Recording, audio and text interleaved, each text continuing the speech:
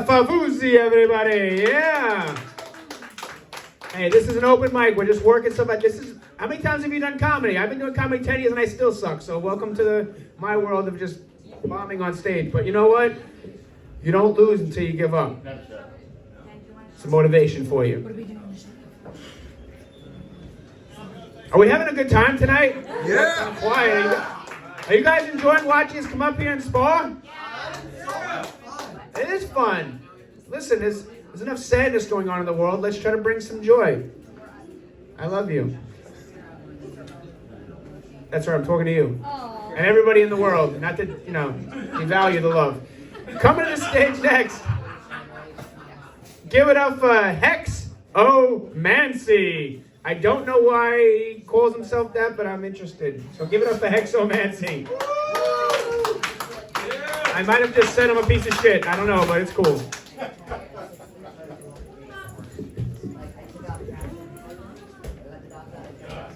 Well, good evening, everyone. You ever stopped and thought about how similar sex is to comedy? Now, you might stop and think I'm a little bit crazy, but it's true. I mean, for example, I like my sex like I like my comedy. I want to keep the shit out of it. Now, don't get me wrong. I am A-okay with anal, but I don't think it's too much to ask for a clean asshole. Now, in addition to that, though, other things that are similar are going to be timing. For example, here, Comedy Night, it's great to ask you why Frankenberry and Blueberry are afraid of Count Chocula. Well, it's because he's a serial killer. It's a completely different story when you're asking a woman at 2 a.m. in the grocery store. Then she looks at you and thinks you're freaking crazy. No, but comedy's a pretty interesting thing. A lot of people are fans of Steve Carell. Great, very talented guy, but I can't stand him. But that's also because and that's because a performance by Steve Carell, for me, is the same thing as watching a horror movie for someone else. And the reason for that, quite simply, is that I watch his cringe-worthy humor, and I realize and I think about how that would be me in that situation. For example, I just recently left a job, and at that former position, I was introduced to LinkedIn for the first time.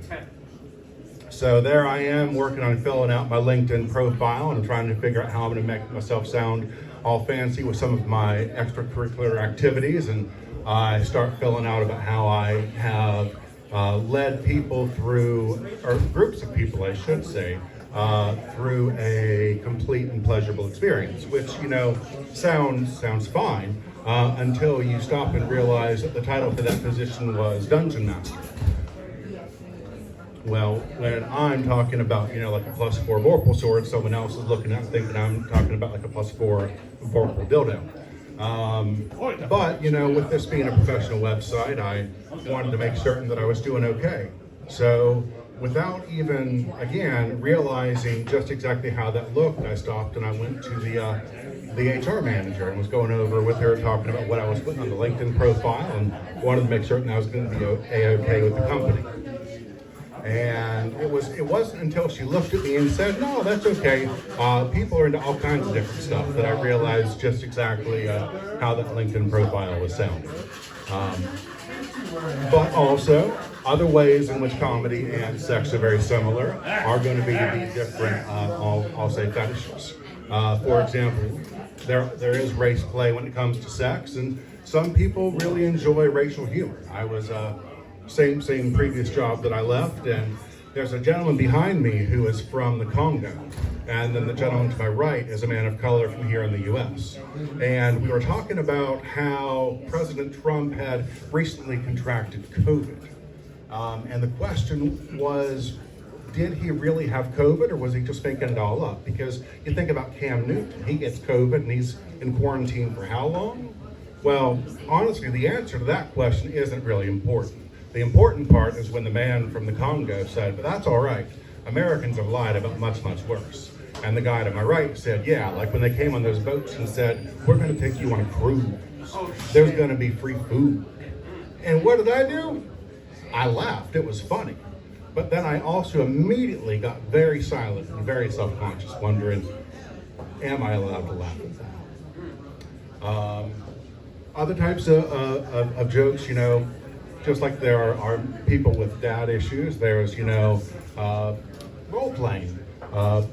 People like to role play. I'm spending some time with friends last weekend, and one of my friends had created a new game, and so we were testing it out with him and his wife and my other friend and that friend's wife, and as we're going through, we're playing, and one of the enemy characters barely managed to hit my character, and so being me, I looked at the guy running the game and came back with, aha, I see you have the soft touch just like your mother.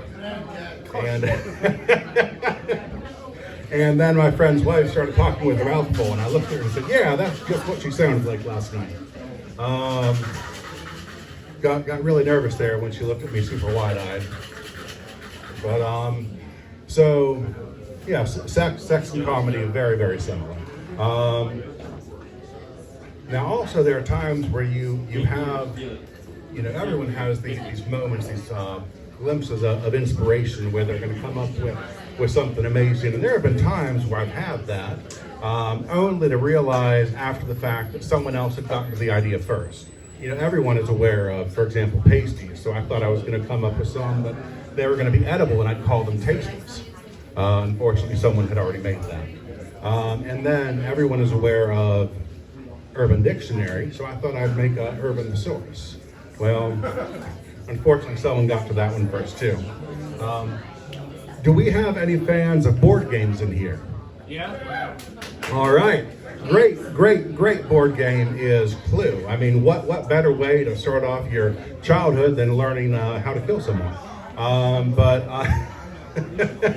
So I thought, you know what? A great way to take a spin on this game would be to see who had an affair with who, in what room, and with what sex toy.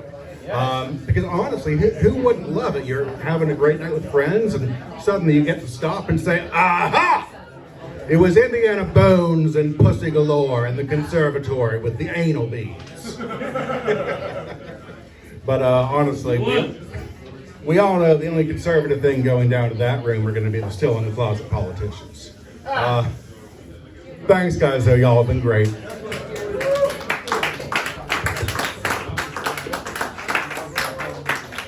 Hexomancy, everybody. Give it up, give it up, give it up. A lot of people talking about sex tonight. That's cool, right? Yeah? Usually people